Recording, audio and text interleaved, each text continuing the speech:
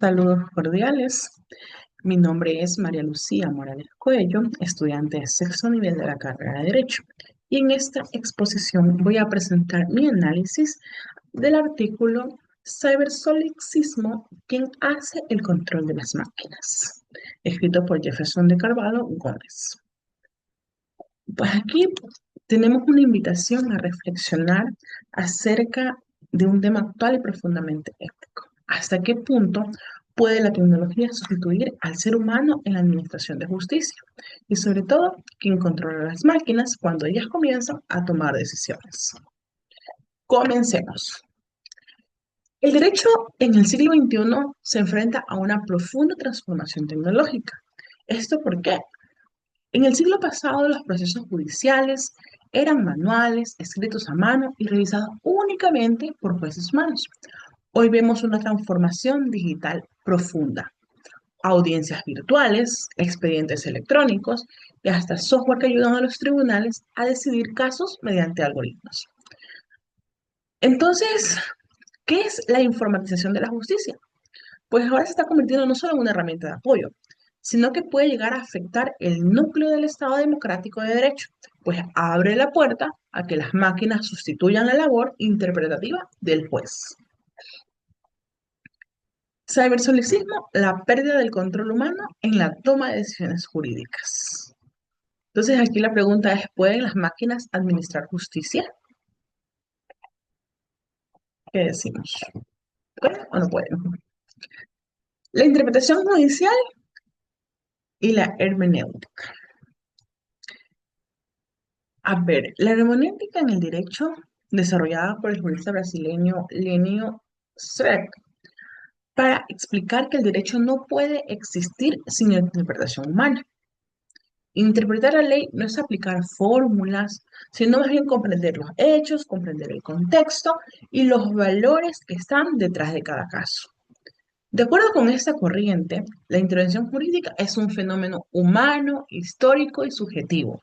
Es decir, ¿por qué? Porque solo una persona puede comprender los sentimientos, las circunstancias y la historicidad que rodea una causa judicial. Una máquina, en cambio, ¿qué es? Procesa información, pero no comprende los significados. No distingue entre justicia y mera legalidad. No distingue entre lo moral y lo técnico. Entonces aquí una advertencia de ese escritor o articulista dice que la inteligencia artificial puede analizar datos, pero jamás entenderá el valor de la dignidad humana ni del sentido profundo del derecho. Entonces, ¿cuál es el problema de la verdad en el proceso judicial? Otro eje fundamental, pues en este artículo se habla de la búsqueda de la verdad en el proceso judicial y penal. Entonces la pregunta aquí es, ¿la verdad procesal es una construcción narrativa? Sí, ¿verdad? Porque no es una realidad objetiva, sino una construcción narrativa. Entonces, esa verdad procesal nunca es absoluta, sino más bien esa construcción que se crea basada en el lenguaje, en las pruebas y en la interpretación del juez. Esto significa, pues entonces, que cada sentencia es el resultado de una narración construida con argumentos, con significados humanos. Si trasladamos esta función a la máquina, ¿verdad? Corremos el riesgo de que la verdad se reduzca a un resultado algorítmico, que no haya sensibilidad, no haya contexto y tampoco posibilidad de cuestionar los criterios utilizados.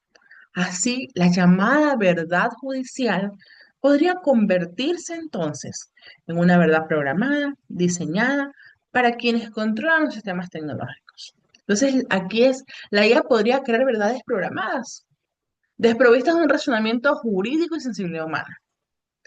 Y sobre todo, pues el mayor riesgo aquí es que se tomen decisiones automáticas sin legitimidad ni control democrático. Inteligencia artificial y el derecho.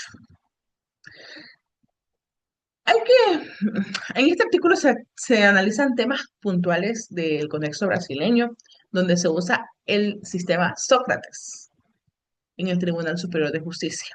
¿Este sistema qué hace? Este sistema filtra casos y sugiere decisiones automáticas basadas en criterios estadísticos. A primera vista es una herramienta eficiente, Pero ¿por qué? Porque reduce tiempos, mejora la gestión de causas. El problema que aparece es cuando las decisiones comienzan a depender de los resultados de las máquinas. Entonces aquí surgen unas preguntas críticas que yo creo que es muy consciente de hacerlas, ¿verdad? ¿Cómo sabemos qué criterios usa el algoritmo? ¿Quién es la persona que va a asumir la responsabilidad en el caso que haya un error judicial? Y sobre todo, ¿cómo se garantiza el derecho a apelar si la decisión proviene de una computadora? Entonces, el autor aquí hace un análisis y dice, pues, y critica sobre todo eso de que una máquina no tiene legalidad para juzgar. Y sí, yo creo que sí sería cierto, porque una máquina que no tiene, no posee conciencia, ¿verdad? No tiene valores, no tiene sentido de justicia. Entonces su funcionamiento depende de quien las programa y por tanto hereda sus sesgos, hereda sus limitaciones y también sus errores. Entonces, ahora se habla del solipsismo al cibersolipsismo. En filosofía, el solicismo es una idea que solo existe en la propia conciencia. En el ámbito jurídico, SREP usa ese término solipsismo judicial para describir a los jueces que deciden basados únicamente en su conciencia o moral personal, en lugar de hacerlo conforme a derecho. Entonces, al trasladarlo al plano digital, pues Gómez lo ha convertido en el cibersolipsismo. ¿Qué significa? Un fenómeno en que las máquinas reemplazan a la conciencia del juez, transforman la justicia en un proceso automático y deshumanizado.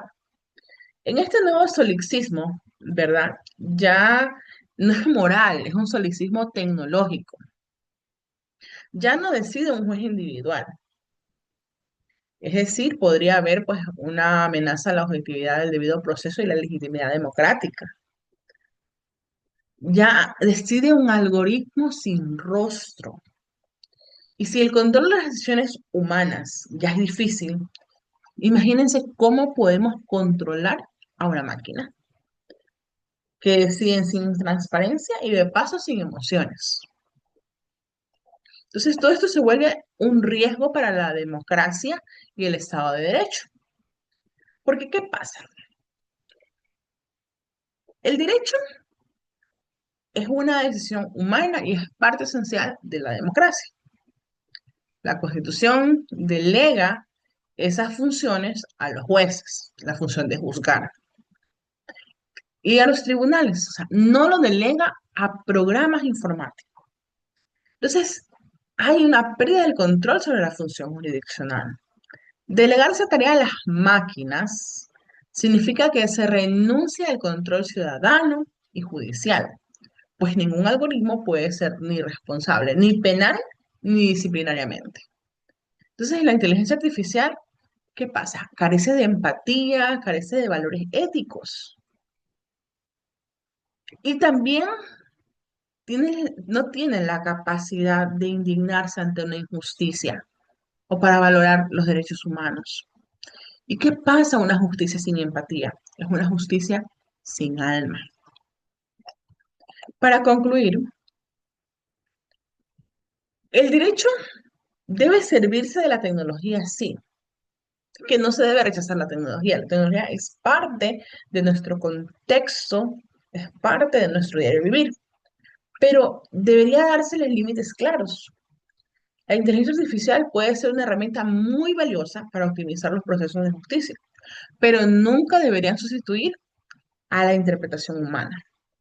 Porque el derecho no es una ecuación, no es un conjunto de datos, es una ciencia humana que busca equilibrio, busca justicia y verdad. Entonces, la pregunta que se hace el autor es la que nos hacemos todos. ¿Quién controla las máquinas cuando empiezan a decidir por nosotros?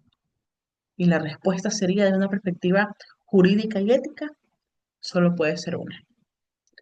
El ser humano debe seguir siendo el guardián del derecho y la justicia, incluso en esa era digital.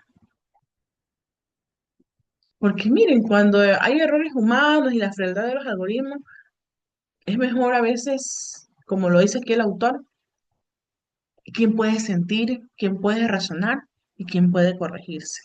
Y en palabras del propio autor, entre la frialdad de los algoritmos y los riesgos humanos, aún es preferible confiar en quienes pueden sentir, razonar y corregirse, porque la justicia como valor supremo no puede programarse, debe interpretarse con razón y con humanidad.